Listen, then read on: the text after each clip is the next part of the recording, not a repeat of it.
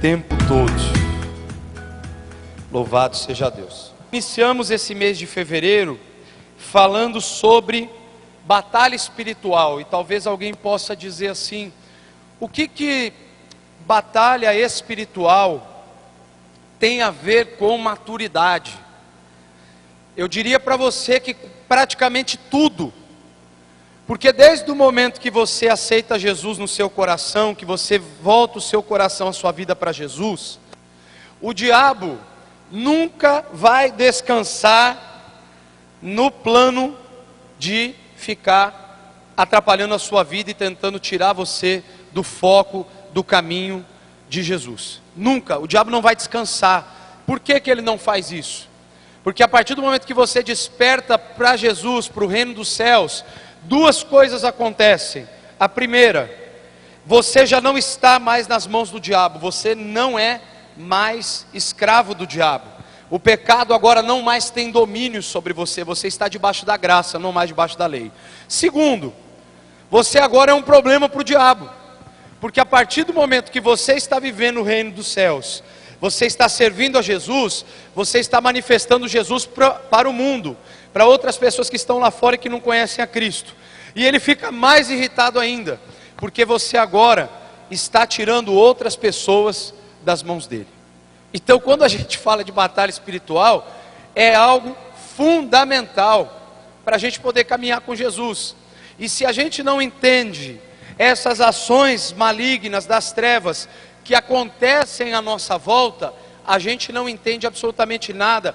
E muitas vezes você vai viver se questionando de problemas, situações e circunstâncias que estão acontecendo na tua vida, e você não entende os porquês. E na verdade, quando o assunto é batalha espiritual, a questão não é porquê, a questão é quem. E você, se não souber identificar o adversário da tua alma, você vive muitas vezes sofrendo e passando por situações difíceis. A palavra que Deus colocou no meu coração para compartilhar, eu acredito que ela vai trazer muito disso para nós nessa manhã. E ela está lá em 2 Coríntios capítulo 10, versículos 3 e 4. Pois embora vivamos como homens, não lutamos segundo os padrões humanos. As armas com as quais lutamos não são humanas, pelo contrário, são poderosas em Deus para destruir fortalezas. E o tema, a proposta de tema para a mensagem dessa manhã é amadurecendo na batalha. Tem um soldado aqui, o cara está com a espada e tem um exército vindo contra ele. Batalha espiritual, meu irmão, muitas vezes é assim. Na prática, aos teus olhos, você parece que está sozinho, parece que não tem ninguém do seu lado. E aí a gente vê no Antigo Testamento, quando o profeta diz para o servo está lá, coisa está feia. O profeta faz uma oração, que eu acho que o servo nunca mais esqueceu com toda certeza. Senhor, abre os olhos dele, para que ele veja. Quando ele olha, o exército celestial em torno, e dizendo o seguinte: fica tranquilo, nós estamos contigo nessa batalha. Batalha espiritual é assim. Você é de Jesus, parece que está o capeta e todo o inferno contra você. Parece que Satanás está vindo com todas as forças para tentar te destruir. Aí o que acontece? Você olha com o seu olhar humano. Alguns irmãos da igreja parece que não te deram bom dia naquele dia, e você está passando aquela opressão. Aí o diabo ainda fala para você: está vendo? Ninguém se importa com você. Aí você começa a acreditar naquela história. Aí o diabo fala: está vendo? Ninguém nem disse que está orando pela tua vida hoje, no dia que você mais precisa. E você vai acreditando. E talvez você não faz a pergunta para Deus certa: Senhor, quem está por mim? Quem é que está por mim nessa batalha? E se talvez você um dia arriscar fazer essa pergunta, eu acredito que você corre um bom risco de ter a resposta. E Deus vai dizer assim: espera só um pouquinho, que eu vou mostrar para você quem está por você.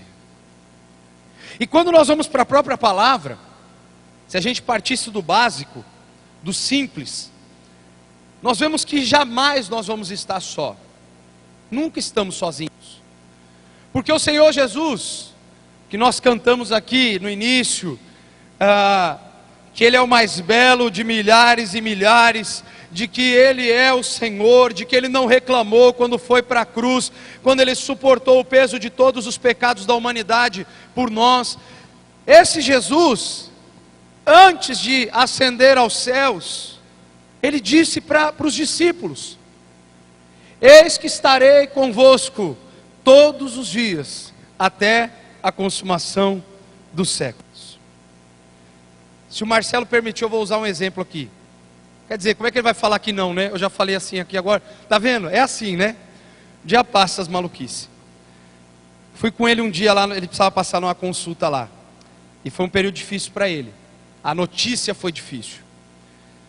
E quando a Bíblia diz que todas as coisas cooperam para o bem daqueles que amam a Deus, a gente pensa assim, mas na desgraça onde coopera para o bem? Ele recebeu uma notícia ruim e que se ele fizesse podia ficar pior. Deus age.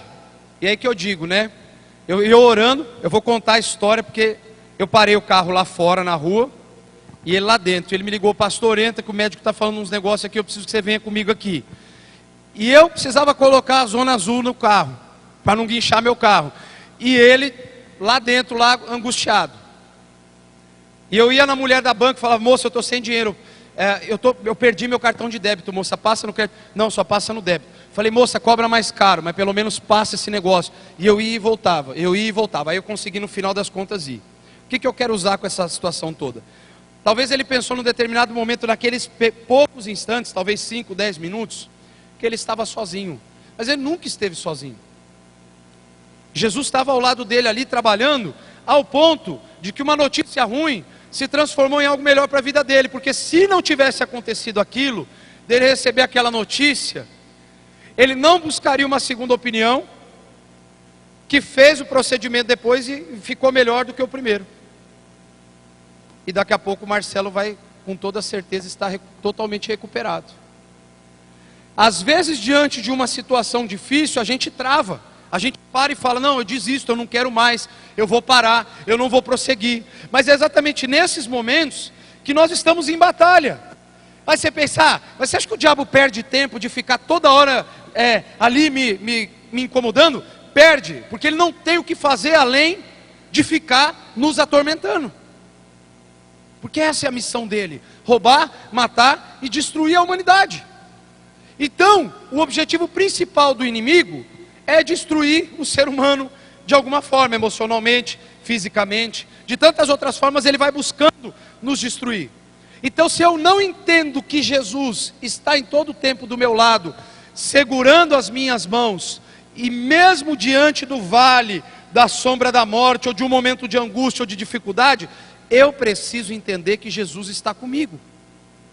Porque se eu não entender isso, eu vou viver em parafuso, eu vou viver me questionando, tentando entender aquilo que é simplesmente incompreensível para mim e para você. Nós não entendemos os planos de Deus e nunca vamos entender. Então, quer um conselho? Pare de tentar compreender o incompreensível. Porque quando você fica tentando entender o que você não consegue, é que você fica entrando em questionamentos que vão ficar só batendo na cabeça ali a sua fé e não vão resolver. Aí pode ver, você parece Israel no deserto, 40 anos, girando, e não crê.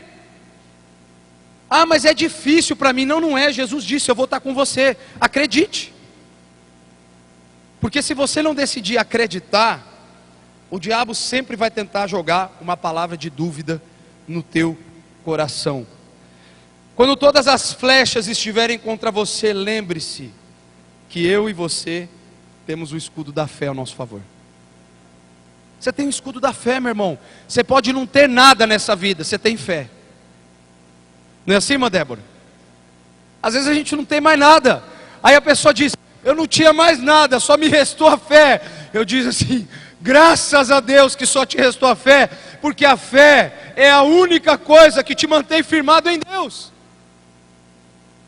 Quando alguém às vezes vai contar o testemunho e fala: olha, o meu recurso foi, as pessoas à minha volta se foram, a esperança de tudo se foi num determinado momento ali, todo mundo dizia para mim que não tinha mais jeito, só me restou a fé. Aí eu me lembro daquela mulher com fluxo de sangue, que tinha gasto tudo com os médicos, que tinha feito tudo quanto é tratamento, nada resolvia o problema dela, e ela só teve fé para tocar na orla das vestes de Jesus, e ela foi curada. Jesus, meus irmãos, é inexplicável, incompreensível, não dá para você rotular Jesus, meu irmão, porque Ele faz umas coisas absurdas a um olhar humano. Como é que você cura um cego com barro e com cuspe? Como é que você faz lodo no chão e cura a cegueira de alguém? Isso aí, meu irmão, é fé. É fé.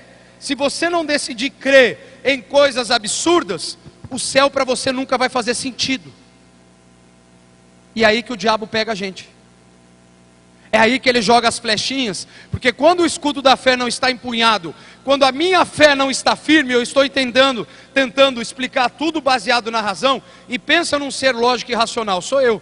Tudo eu tento achar alguma solução prática, mas isso não, eu não trago isso para o aspecto da minha fé, porque se eu tentar fazer, eu vou enlouquecer e não vou achar explicação, porque não dá para explicar Deus, não dá para alguém, por isso que eu até brinquei na outra semana, o cara que tem doutorado em divindade, não dá para eu dizer que eu entendi Deus e que eu posso explicar Deus. A gente tenta de vez em quando falar o que a gente acha, e aí passa um tempo, vem um pastor mais velho, de muito mais caminhada, e ele fala o que ele acha, e você vai ver que o que você achava não tinha nada a ver com aquilo que deveria ser, porque assim é a fé, você amadurece, você desenvolve. E aqui nós vemos algo interessante na proposta desse texto. Paulo estava sendo alvo de críticas de pessoas que ele denominava falsos apóstolos, que diziam que o apóstolo Paulo era covarde na frente dos irmãos, mas muito corajoso quando ele estava distante escrevendo as suas cartas. Podemos observar também que o intuito desses falsos crentes era descredenciar o apóstolo e questionar de fato se a espiritualidade dele era genuína. Os caras queriam bater em Paulo. Será que esse cara é espiritual mesmo? Esse cara parece que é meio carnal, ele sai escrevendo, rasgando para vocês aí, Coríntios. Sai escrevendo aí e fala, depois fala, perdoem essa ofensa. Será que esse Paulo é espiritual mesmo?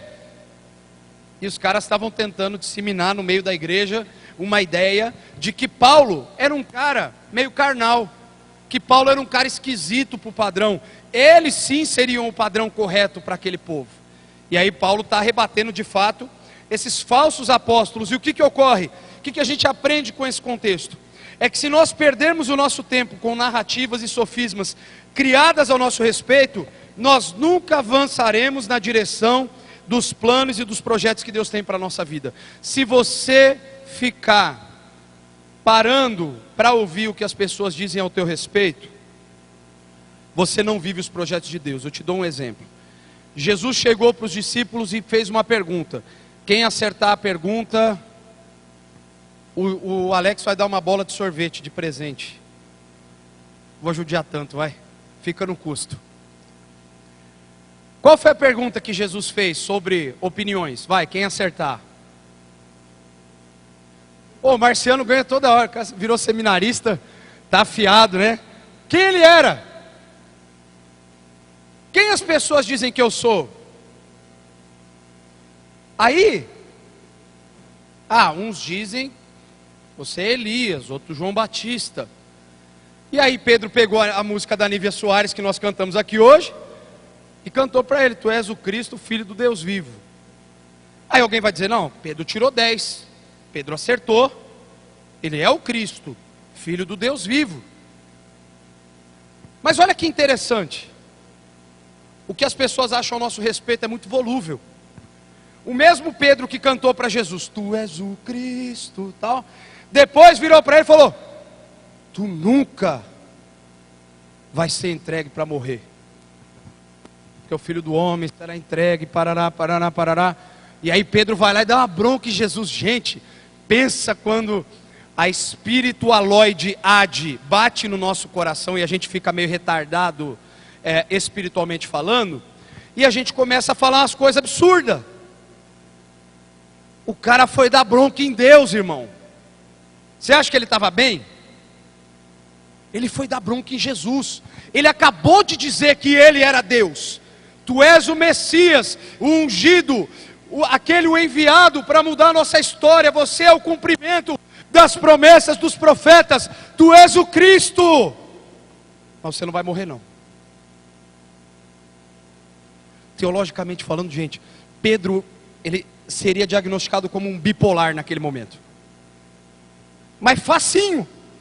Porque como que você diz que ele é Deus, e depois ele diz, tá, você é o enviado, você é o Messias. As escrituras dizem que ele levou sobre si as nossas dores, mas é o seguinte, você não vai morrer não. E aí Jesus vira para ele e fala, para trás de mim, Satanás. Você só busca aquilo que é para você. Você não está vendo a vontade do Pai. O que Jesus estava querendo dizer para Pedro?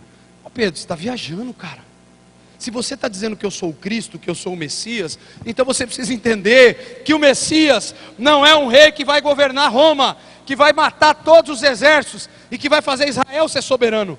É o simples, que vai montado num jumentinho, cria de jumenta, e que vai ser crucificado, e que vai ser considerado maldito, aquele que for pendurado no madeiro, e que será traspassado, e que o seu sangue vertido será para mudança da vida de muitos e muitos. Era isso que Jesus estava tentando mostrar. Por isso que a opinião alheia é muito relativa. Alguém pode dizer para você assim, você não é um bom crente. E pode ser que seja verdade, mas pode ser que seja mentira. Quem sabe se você é ou não é um bom cristão? Só Deus e você. Não tem como alguém chegar e falar assim, vou fazer uma detecção de espiritualidade. Acho que se tentar esse negócio vai dar certo, hein? Detecção de espiritualidade. Aí você vai, como não tem aparelho para isso, não dá para os engenheiros criarem isso. O que a gente faz? A gente inventa uma história aqui que a gente vai colocar a mão perto da cabeça da pessoa e a frequência que a gente sentir da pessoa vai dizer se ele é muito ou pouco espiritual. Aí você fala assim, pastor, para, isso é absurdo. Pois é. Mas é o que as pessoas querem, e é como elas rotulam. O André acho que não é muito espiritual. Por quê? Porque eu acho que não. Não, eu acho que ele é. Por quê? Porque eu acho que é. O pastor Paulo, ele é muito espiritual. Por quê? Porque ele faz uma oração bonita quando ele acaba com o de terça, lá que ele vai falar assim. É bonito ouvir a oração dele.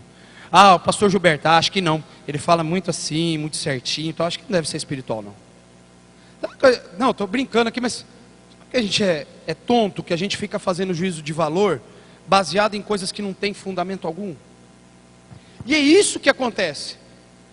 Os caras estavam dizendo isso de Paulo. Paulo é carnal. Por que Paulo é carnal? Olha as coisas que ele escreve. Ele só é machão quando ele está longe, na caneta ou na pena, como melhor dizendo, contextualizando, como nós aprendemos hoje um pouco ali da questão da leitura, de entender momento, contexto. Na pena é fácil. Face to face é que é difícil. E Paulo estava dizendo o quê? Eu espero não precisar ter que fazer esse tipo de confrontação. Espero que isso não seja necessário. Por quê? Porque o povo já estava dando ouvido para a conversa fiada. E isso acontece com a gente também, isso acontece em qualquer lugar do mundo. Toda vez que alguém fala um pouco mais diferente do que a gente acha legal. Olha como o cara fala bem. E nem sempre tudo aquilo que o cara fala bem, de fato traduz-se em algo profundo que vai mudar a tua história. E eu quero deixar para você aqui, nesse processo de amadurecimento da batalha, ou na batalha, ou nas batalhas, porque não é uma só. Na verdade, é uma guerra, e as batalhas serão constantes. É assim que a gente precisa encarar a nossa vida espiritual. Primeiro, vivemos no mundo, mas não somos mundanos. Existe uma diferença muito grande aqui entre você estar no mundo e você ser do mundo. Ser e estar na Bíblia tem uma relevância extremamente profunda para nós. Por quê? Jesus perguntou: quem eles dizem que eu sou? E disseram um monte de coisa a respeito de Jesus. E nem tudo aquilo que foi dito refletia quem de fato Jesus era. O último que acertou, depois ele mandou o capeta sair dele, porque a coisa estava feia. Os demais, então, você nem imagina. Aí alguém diz: conhecemos a Deus. E aí vai o bonito e chega lá em João 14 e fala para Jesus: Senhor, mostra-nos o Pai e isso nos basta.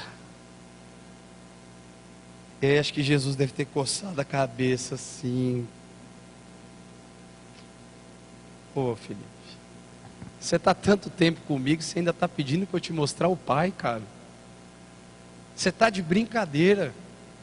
E às vezes é o que parece. Às vezes a pessoa está, mas ela não é. Às vezes ela está num lugar, mas ela não vive. Às vezes eu estou evangélico, mas talvez eu não seja cristão. Porque estar tem a ver com o local físico, tem a ver com eu estar num determinado lugar, mas não quer dizer que eu decida me tornar de fato, profundamente, a minha vida prática naquele conceito que eu estou ouvindo. Talvez eu ouça e falar: tá, eu estou lá, mas mais ou menos. Não, precisamos ser, porque se não somos, nós teremos problemas. Porque se eu estou no mundo e não sou dele, então eu sou inimigo do mundo, e o mundo vai se voltar contra mim. E foi Jesus que disse isso: o mundo vos odeia por causa do meu nome, porque vocês carregam o meu nome. Vocês, mais do que felizes serão vocês quando vos perseguirem, vos maltratarem.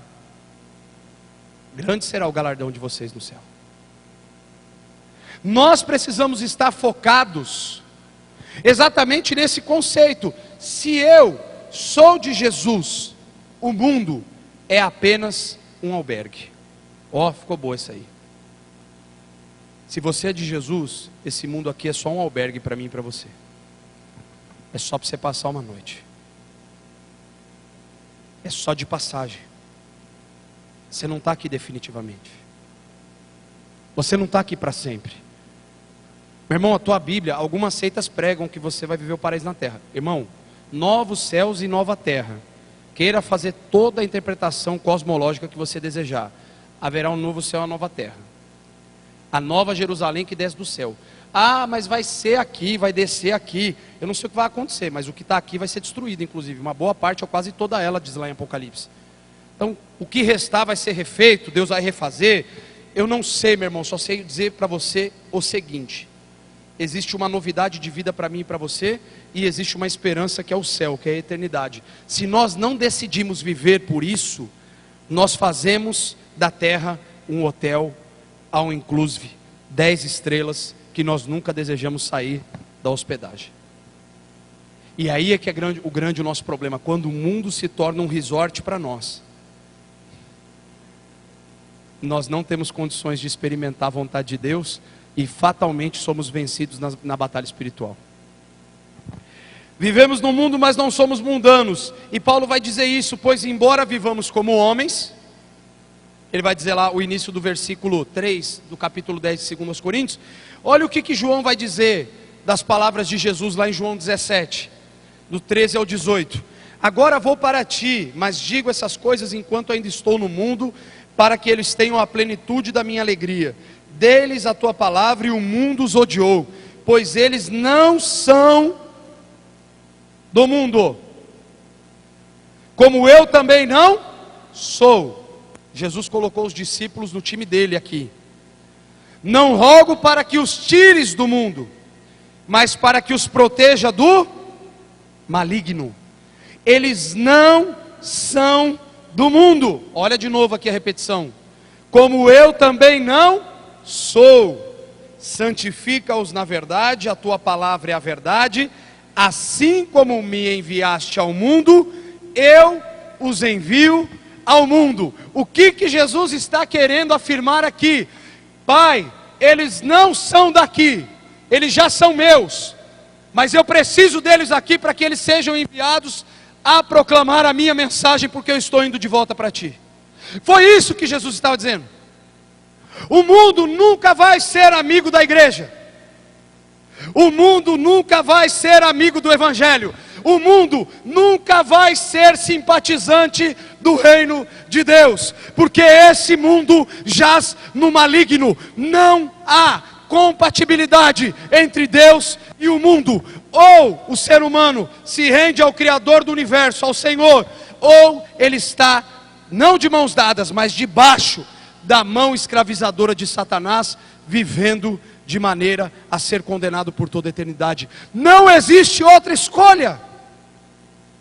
E ou você entende o que a Bíblia fala e decide se tornar de Deus e não ser mais do mundo, ou você vai viver uma crise eterna de fé, porque você nunca vai conseguir entender ou compreender tudo aquilo que o Senhor deseja para a sua vida.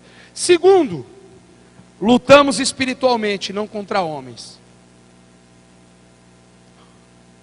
Alguém disse para mim essa semana que aconteceu um negócio, mas estava com vontade de desganar. Não sei se foi no culto aqui. Foi você, Paulo? Não foi o Paulo. Paulo é bonzinho. Eu não me lembro agora. Acho que eu estava assistindo alguma coisa e o cara falou: a vontade a gente até tem, né? Mas a gente não faz. Foi alguém daqui, eu não me lembro agora. Pois bem, o fato é que vontade a gente tem mesmo. A Bíblia diz o que? Irai-vos e não pequeis. Tem dia que você fica ali, mas você não dá vazão à tua ira. Você não transforma aquilo numa atitude que vai gerar mais dano, mais prejuízo. Então você guarda para você e depois de um outro jeito você coloca para fora, mas você não desconta na pessoa. E Paulo está dizendo isso. Olha o que o versículo 3. Primeiro ele diz: olha, embora a gente viva como homem, e a gente tem que entender que ser humano significa passar por lutas, dificuldades, situações adversas. Olha o que ele vai dizer agora na sequência do próprio versículo 3. Não lutamos segundo os padrões humanos. Paulo está dizendo o seguinte: ó, vocês estão dizendo que eu não sou espiritual, que eu sou carnal, que eu sou machão nas cartas, mas que eu sou um covarde quando eu estou dentro da igreja. Vocês estão dizendo isso, aquilo, outro, tal. Ó, é o seguinte, gente, eu não uso esses padrões que vocês estão usando. Paulo disse o seguinte: eu não vou usar as mesmas armas que vocês. Em outras palavras, eu consigo entender dessa forma. A gente não vai lutar segundo o padrão humano. Eu não vou tentar derrubar alguém para me colocar no lugar dele. Vocês entendem que isso no mundo corporativo é o que mais acontece hoje? Para você crescer, alguém tem que ser derrubado, porque você tem que tomar o lugar da pessoa. É assim. Isso é um padrão mundano. Isso não é um padrão do reino. Padrão do reino, você cresce por você e pelo que Deus te confere. Você não precisa derrubar ninguém para a tua felicidade. Isso aí é um conceito totalmente diabólico. E aí Paulo vai estabelecer lá na carta aos Efésios, no capítulo 6, o padrão de luta que o crente precisa possuir. Vistam toda a armadura de Deus para poderem ficar firmes contra as ciladas do diabo, pois a nossa luta não é contra pessoas, mas contra os poderes e autoridades, contra os dominadores desse mundo de trevas, contra as forças espirituais do mal nas regiões celestiais. Tá bom, pastor, mas quem fica me infernizando é meu vizinho. Vou tentar melhorar para você. Que alguns já deram risada já porque falam assim: eita Deus, é isso mesmo. Teu vizinho não é crente. Você precisa orar por ele, para que ele se converta. Meu irmão, tem dia que meu vizinho lá, como é que é? Karaokê, come solto. E vai desde o traje a rigor até para aquelas outras coisas terríveis. Meu irmão, eu tenho que amar o cara. Eu tenho que orar pela vida dele. Sabe por quê? Porque se eu o odiar, ou se eu desejar o mal dele, que espécie de reino que eu estou tentando expressar para a vida dele? Ah, pastor, mas não é fácil. Fica na minha pele para você ver como é que é. Todo mundo tem isso. Todo mundo passa. Mas se você não desejar o bem para o seu próximo, então amar quem te ama, meu irmão. Jesus disse que até os pagãos fazem isso. O crente é nível hard, ele tem que amar quem odeia ele. É fácil? Não é, e nem sempre eu consigo também assim como você. A gente tem que tentar. Tem dia que você tem vontade de ir. É quando der vontade de ir, você ora e fala para Jesus, dizem você, para você não no pescoço da pessoa, entendeu? Aí você grava essa imagem terrível que eu acabei de fazer, você não faz. Assim como eu. Tem dia que você vai ter vontade de matar alguém, porque a pessoa te prejudicou, você vai ficar irritado. Se eu tivesse com um trator, eu passava com a roda maior ainda, para não deixar nada para fora. Porque se for menor, só quebra a perna, só amassa a perna. Para pensar depois em tudo que você falou, ou que você pensou, e você vai ver que mais tranquilo você não agiria, nem 20% do que você teve vontade de fazer. Você está nervoso na hora, você está irritado, você está com um monte de coisa na tua cabeça, um monte de problema. Você tem que parar. Você precisa avaliar. O seu padrão não é humano.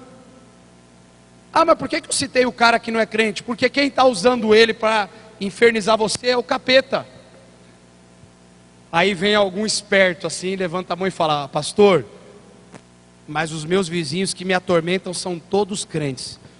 Eles acham que são, fica calmo, um dia eles vão ficar firmes, ore por eles. Por que eu falo isso brincando? Porque se o cara fala que é crente e dá mau testemunho, ele está aprendendo a ser crente ainda, um dia o cara vira. O mundo não quer mau testemunho, ele não quer mau exemplo, ele quer bom exemplo. Então, já ouviu essa expressão? E fulano faz e fala que é crente. E a pessoa dá aquela seguida. O crente tem que dar bom exemplo. O crente tem que ser firme no trabalho, nos estudos. Ele tem que ser uma pessoa correta, ele tem que dar bom testemunho. Ah, mas o mundo inteiro está olhando para nós. É óbvio, ele nos odeia. A luz do Cristo incomoda o mundo. Porque quem está nas trevas não quer enxergar nenhum tipo de luz. Então quando a luz de Cristo brilha através da tua vida, o mundo vai sentir raiva de você. E por isso que Jesus disse, o mundo vai odiar você. Ah, pastor, mas comigo não é assim. Pensa num mundo que me ama, e eu sou a pessoa mais querida da face da terra. Nós vamos seguir orando pela sua vida, um dia você se converte, fica tranquilo. Porque Jesus não mente nem a Bíblia. Se você está com algum BO feio na tua espiritualidade, não tem como mudar o perfil. Se Jesus falou que o mundo vai te odiar porque você é crente, ele vai te odiar porque você é crente. Ah, pastor, mas vão me perseguir a vida inteira. Meu irmão, é melhor te perseguirem por 60, 70, 80 anos do que você ficar lá queimando com o diabo por toda uma eternidade e ser pseudo feliz aqui na terra. Ter 50 ou 60 anos de pseudo felicidade, alegria, fama, as pessoas, ai, todo mundo te curte porque você é muito relevante, porque você é muito legal, e você sofrer por toda a eternidade na mão do diabo lá, junto com ele, que na verdade, porque ele não vai te apurrear mais não, ele vai estar queimando no lago de fogo junto com você ou comigo. Então qual que é a escolha que a gente faz? Alguns anos de alívio para dar tudo certinho, ou a eternidade onde eu não vou ter mais choro, dor, tristeza, morte, angústia? É uma escolha. Pastor, pessoal que é de conciliação, né? Não dá para a gente chegar num meio termo? Não dá tipo assim para a gente ter uma vida legal aqui e também ir para lá? Eu acho que não dá. Porque Jesus disse assim que aquele que quiser ganhar a sua vida, ele vai perdê-la nessa vida. Se eu quero encontrar a vida, eu morro para essa vida aqui. Agora, se eu quero viver para essa vida, eu não estou vivo para a próxima. Eu não encontrei a verdadeira vida. Então, se eu quiser seguir a Jesus, eu tenho que negar diariamente a mim mesmo, tomar minha cruz e segui-lo.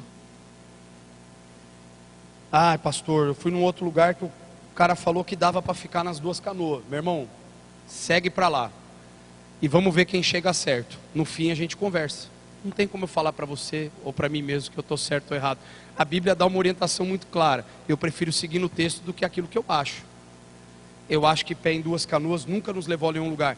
Principalmente o diabo nos engana quando o pé está nas duas canoas. Porque eu acho que eu sou crente e acho que não estou no mundo. E na verdade, quando eu estou nas duas canoas, eu não sou nem uma coisa e nem outra. Eu sou uma anomalia, espiritualmente falando, gospel. Vou na igreja, ouço a Bíblia, vivo como mundano, me comporto totalmente errado, mas eu acho que eu vou para o céu. Entendem essa maluquice? É uma anomalia. E nós não vamos conseguir chegar no mesmo lugar que a Bíblia nos propõe. Precisamos estar firmes. Terceiro, vencemos, pois nosso armamento é divino. As tuas armas não são humanas. E Paulo vai dizer, lá no versículo 4, as armas com as quais lutamos não são humanas, pelo contrário, são poderosas em Deus para destruir fortalezas. O diabo fica criando um monte de fortaleza na sua mente, na sua vida, durante toda a tua existência, fazendo você acreditar em mentiras, fazendo você achar que Deus de fato não te ama, fazendo você entender que Deus não está com você, e você crê nisso, que a tua família não se importa com você, e que outras situações também sejam ruins e injustas para você, e essas fortalezas, essas muralhas, elas vão sendo construídas. Quando você se depara com um Deus criador, Pai amoroso, você não consegue nem olhar para Ele, porque você entende que Ele não é compatível com você de tanta coisa que você acredita ao contrário. Só que tem um problema, na batalha espiritual, só dá para lutar se a arma for compatível. Você não está brigando com o teu vizinho para sair no braço com ele para ver quem é maior. Dou um exemplo aqui, o Batata. Chega lá o Iago, cadê o Iago? Ah, não veio hoje?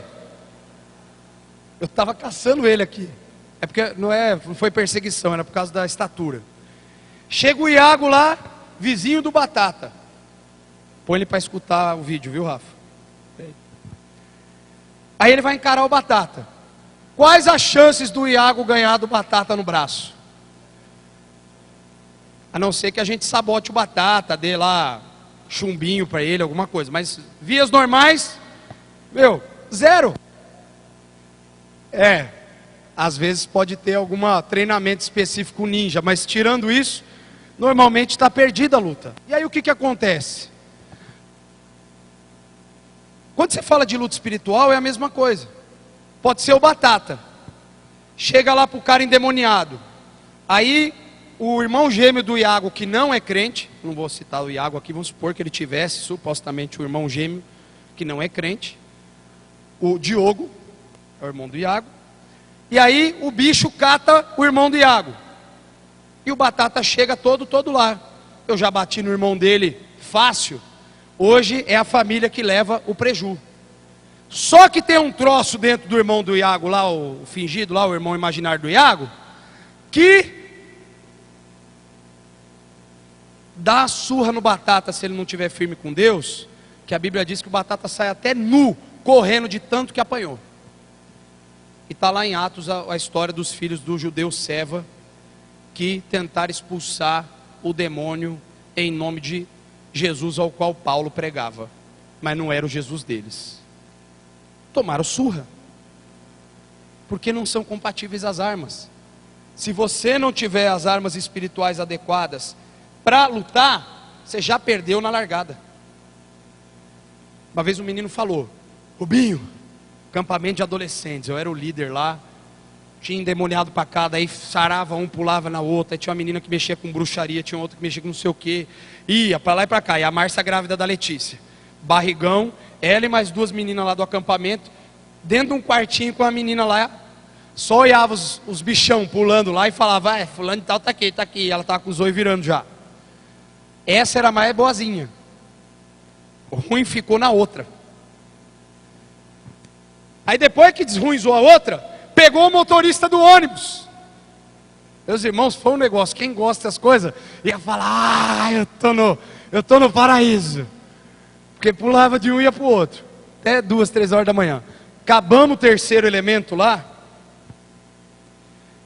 Coitado, ele estava desviado e ele queria matar a ex-mulher dele, ele já estava com a arma no ônibus. Quando voltasse do acampamento ele ia matar ela. Ele estava tranquilo espiritualmente falando assim, ele estava bem, ele estava muito saudável, ele estava são, ele estava com o coração em Deus.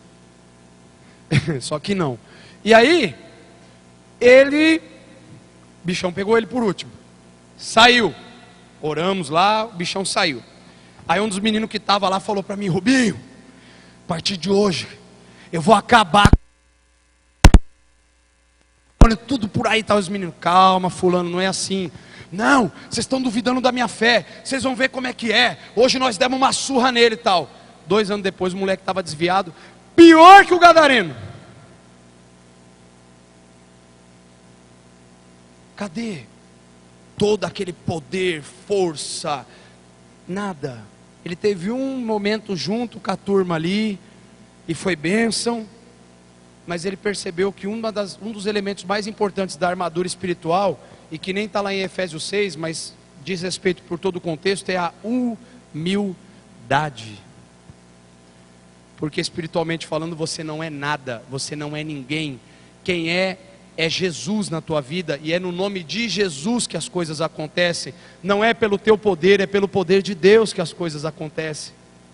Então, ou seja, o padrão é diferente. E aí Paulo vai dizer isso, lá no versículo 10, no início do texto da batalha espiritual de Efésios 6, ele vai dizer, finalmente, fortaleçam-se no Senhor e no seu forte poder. Esse é o aspecto. Nosso armamento, ele é em Deus, ele não é nosso. Ah, mas eu já li 5 livros de batalha espiritual, Rebecca Brown, Daniel Mastral, Peter Wagner, sei mais 2 lá. Eu estou vendo demônio em tudo agora. Cuidado, quem vê muito demônio em tudo, pouco vê Deus nas mais simples experiências da vida. E é quando a gente normalmente cai. Efésios 6,13 vai dizer, por isso, vistam toda a armadura de Deus, para que possam resistir no dia mau e permanecerem inabaláveis, depois de terem feito tudo. Fortaleça-se em Deus, o poder é de Deus, vista a armadura de Deus, tudo vem de Deus, porque a espada do Espírito é de Deus, o escudo da fé é de Deus, o capacete da salvação é de Deus, a couraça da justiça é de Deus, nada é nosso, tudo é emprestado, tudo nos é concedido por Deus. Finalizo com o último aspecto, amadureceremos espiritualmente, forjados nas batalhas. Você quer amadurecer na batalha espiritual? É só no fronte de batalha que a gente amadurece. Uma vez uma menina passou uma luta, ela discipulava uma pessoa, muitos anos atrás, e ela falou assim, pastor, se é para eu ficar passando luta assim na minha casa e problema, eu não discipulo mais ninguém. Ela foi sincera pelo menos, na incredulidade dela. O que talvez muita gente às vezes tenha vontade de falar ou está até sentindo. Mas você quer saber, isso é um retrocesso e tem um problema aí. Porque a Bíblia vai dizer lá em Hebreus, que Deus não se agrada daqueles que retrocedem. Porque quem retrocede é destruído, mas quem avança é salvo. Não dá para você retroceder, não dá para você pegar e falar assim, hoje eu sou crente, a coisa começou a apertar, eu vou descrentar agora. Eu vou me descrentar. Eu vou dar uma mundanada aqui para o diabo me deixar um pouco em paz, daqui a um tempo eu volto. Não existe isso. E aí Paulo vai dizer no versículo 5, destruímos argumentos e toda pretensão que se levanta contra o conhecimento de Deus, e levamos cativo todo pensamento para torná-lo obediente a Cristo. E Paulo vai dizer em Efésios 6,8, orem no Espírito em todas as ocasiões, com toda oração e súplica, tendo isso em mente, estejam atentos e perseverem na oração por todos os santos. Se nós não estivermos em todo o tempo orando, buscando a Deus, intercedendo pelos nossos irmãos em Cristo, nós estamos fadados a dar ouvido a qualquer tipo de armadilha que o diabo propõe para nós. Qualquer flecha que ele lança, muitas vezes pega na fresta da nossa armadura, porque é só na oração que nós vamos nos proteger. É só na oração que a gente se fortalece. Ah, eu tenho fé, mas eu não oro, impossível. Ah, eu tenho conhecimento da palavra, mas eu não oro. Não tem como. E orar no Espírito aqui, a ideia desse texto, ela traz o sentido de que eu tenho que estar todo o tempo em espírito de oração, no sentido de que em todo tempo Deus está comigo, e eu estou vivendo a minha vida e Deus está ao meu lado. Então em qualquer circunstância, Deus precisa ser a pessoa mais importante a ser consultada em todas as minhas decisões, não, agora eu vou entrar na tua presença, não, em todo momento, porque eu sou templo do Espírito Santo, eu estou na presença dele. A questão é, eu estou conectado com ele, eu estou prestando atenção naquilo que ele está me falando, eu estou dando ouvidos para aquilo que ele tem a me dizer. E aí, nós temos mais um texto para concluir. Não só isso, Romanos 5, 3 e 4. Mas também nós gloriamos das tribulações, porque sabemos que a tribulação produz perseverança, a perseverança um caráter aprovado, e o caráter aprovado, esperança. Meu irmão, o crente que é crente, verdadeiramente crente, vai passar por tribulações durante a sua vida. Não tem como. Nós vamos passar por lutas, mas Jesus está com a gente. E a tribulação vai me tornar mais perseverante, vai me deixar mais esperançoso com relação ao céu. Eu vou amadurecer, porque mesmo diante dos desafios, Jesus está comigo. As coisas vão ser diferentes. Concluindo, com algumas perguntas. Como reagimos diante das batalhas? Nós temos medo, reclamamos, fugimos, ou estamos confiantes de que Deus está conosco e nos fortalecerá e nos conduzirá à vitória? Como que tem sido o nosso comportamento? Cada um pode ser de um jeito, só Deus conhece a gente no mais profundo. Mas como que você tem reagido diante das batalhas da vida? Você está se escondendo? Você está se camuflando para o adversário não te perturbar? Você tem medo? Você está aflito, angustiado? Ou você está confiante de que Jesus está com você? Dependendo de como você está se sentindo, reflete a maneira como você está lidando com a batalha espiritual que está diante da tua vida. Se você está vendo um momento difícil, significa que talvez o momento, o problema, a luta, está sendo mais relevante do que o próprio Deus para você. E esse é um grande desafio que eu e você precisamos vencer todos os dias, até que Jesus volte para nos buscar. Feche os teus olhos.